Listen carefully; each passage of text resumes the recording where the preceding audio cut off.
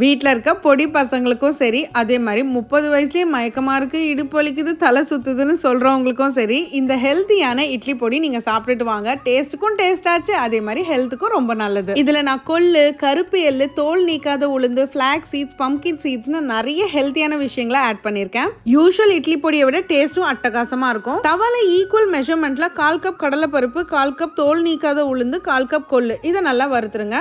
Colour மாதிரி வாசனை வந்ததும் 3 டேபிள் ஸ்பூன் பொட்டுக்கடலை, 3 tablespoon flax seeds, 3 tablespoon pumpkin seeds, இது கூட 2 டேபிள் ஸ்பூன் கருப்பு எள்ளை சேர்த்துக்கோங்க. வாசனைக்காக ஒரு 4 கொத்து கருவேப்பிலையும் சேர்த்து நல்லா வறுத்துக்கோங்க. இதுல எந்த சீடாவது உங்களுக்கு அலர்ஜிக்னா நீங்க அதை அவாய்ட் பண்ணிக்கலாம். பொடி நல்லா வாசனையாவும் டேஸ்டியாவும் இருக்கணும்னா நீங்க இந்த மாதிரி ஸ்லோவா ஃப்ரை பண்ணி எடுத்துக்கணும். அடுத்து தவால 2 டீஸ்பூன் எண்ணெய் சூடு பண்ணிக்கோங்க. தோலோட 10 பல் பூண்டு, ஒரு நெல்லிக்காய் சைஸ் புளி, இது கூட 10 காஞ்ச மிளகாயை நல்லா வறுத்துருங்க. இதையும் நல்லா கிறிஸ்பியா வறுத்துட்டு நீங்க ஆற வச்சு மிக்ஸி ஜார்ல எல்லாத்தையும் மொத்தமா சேர்த்துருங்க.